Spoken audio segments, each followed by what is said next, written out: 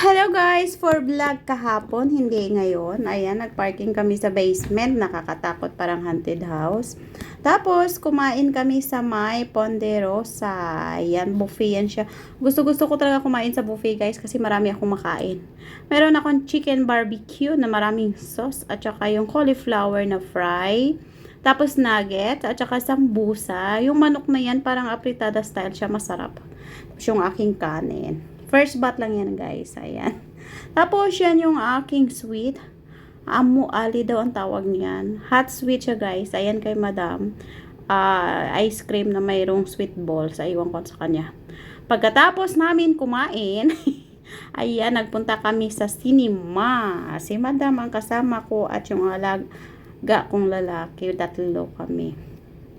Ang pinanood namin dyan, The Creator. The Creator, ang ganda ng storya guys, ang ganda. Half human and half robot siya. So, basta, magandang istorya, napaiyak ako dyan. Mantagal 2 oras. At syempre, nag-CR muna si Akech. Ayan, ang ganda lang ng CR. Pag-isipan ko mag-video-video, ayan, ang ganda talaga ng CR. Ayan.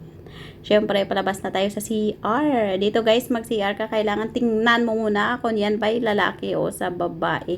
Kasi pag hindi mo tinignan, parang parehas-parehas lang. Ayan. Balik na ako doon kasi si Modring at saka yung batang lalaki yan doon sa loob nag-aantay. Ang ganda lang ng daan. Wala lang, trip ko lang mag-video eh. Vlogger ako eh, kailangan kong mag-video.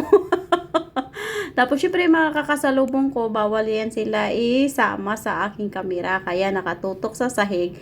Dahil may mga nakakasalubong ako na palabas, may iba papasok din. Kaya, wala lang, trip ko lang. Ayan, one time ako sinama ni Madam guys sa cinema. Ngayon, na-addict na ako tuwing Thursday nagsinema na kami. Ayan.